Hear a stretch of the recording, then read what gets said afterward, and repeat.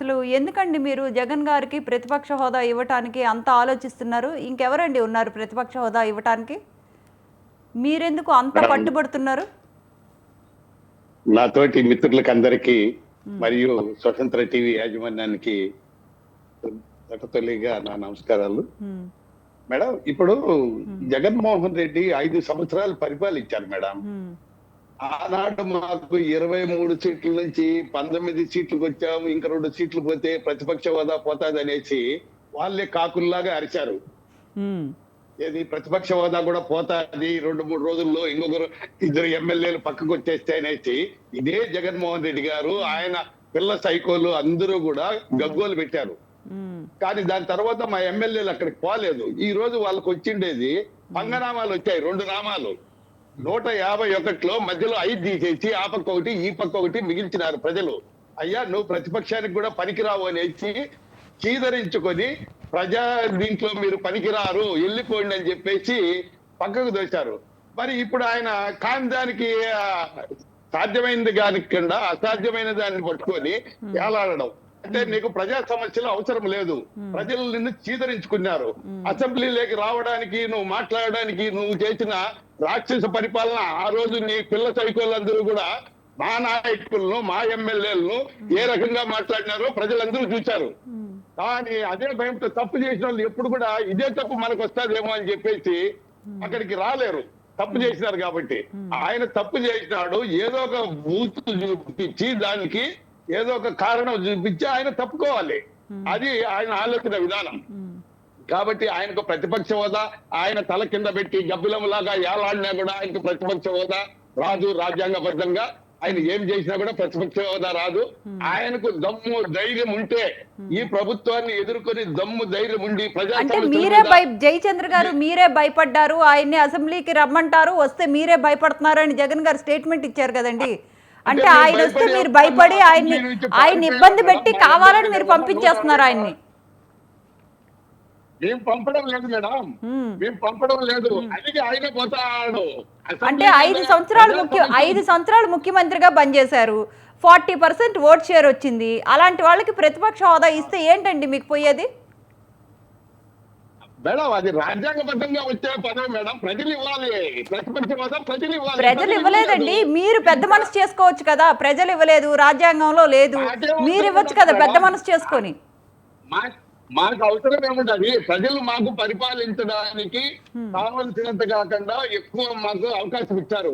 ఆయన పరిపాలన చేత కాదు, ప్రజా సమస్యల గురించి మాట్లాడేది ఆయనకు చేత కాదు కాబట్టి నువ్వు పనికిరావయ్యా అనేది బయట పంపించారు ప్రజలు. ప్రజలు ఆయనకు ఇవ్వలేదు. ప్రతిపక్ష హోదాకు కూడా నువ్వు పనికిరావయ్యా, పోయి ఇంట్లో ఆడాన్న ప్యాలెస్ లోకి పోయి ఆడుకోపో అని చెప్పేసి ఆయనకు ఊర్లో ఒక ప్యాలెస్ ఉంది కదా, హైదరాబాద్ లో ఒక ప్యాలెస్ ఉండదు, తాడేపల్లిలో ఒక ప్యాలెస్ ఉండాలి, బెంగళూరులో ఒక ప్యాలెస్ ఉండాలి, ఇంకా ఏది లేకపోతే సంవత్సరానికి ఒకసారి లండన్ పోయి వస్తారు.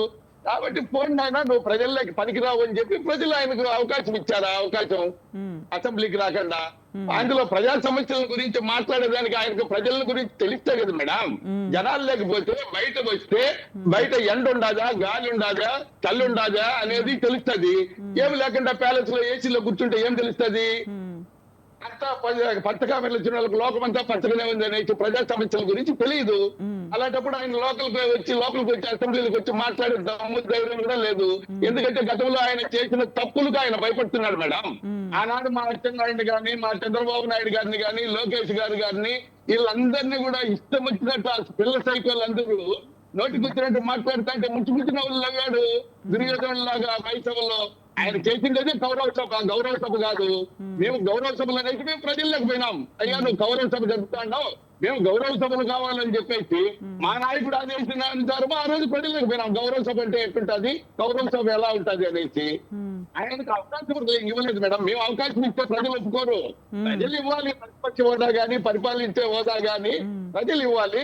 ప్రజలు మీద నమ్మకంతో ఇప్పుడు 11 మందిని ఇచ్చారు కదా, మేము 11 మంది కూడా అసెంబ్లీలోకి వచ్చి మీ నియోజకవర్గంలో లేకపోతే రాష్ట్రంలో ఏమేమి ఉన్నాయి ప్రజా సమస్యలు, మౌలిక వసతులు ఎక్కడైతే లేవో అవన్నీ మీరు విచారించుకొని పేపర్లు చదువుకోండి, టీవీలు చూడండి.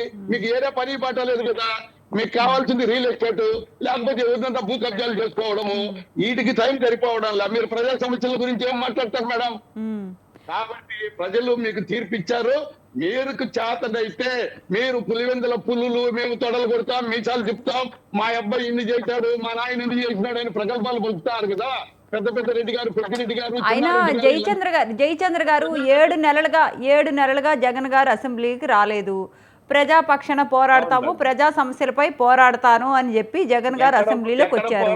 మీరెందుకు జగన్ గారిని హర్ట్ చేశారు? మీరు జగన్ గారిని హర్ట్ చేశారండి. మేమేం అట్ చేయలేదు మేడం, ఆయనలాగా మేమేం బూతులు చూడలేదు, మేము ఆయన రావద్దని ఎక్కడ మెడబట్టి బయటకు లేదు, ప్రజలు తెచ్చారు మేడం. సరే ఎందుకు హర్ట్ అయ్యారు చెప్పండి, ఎందుకు హర్ట్ అయ్యారు జగన్ గారు?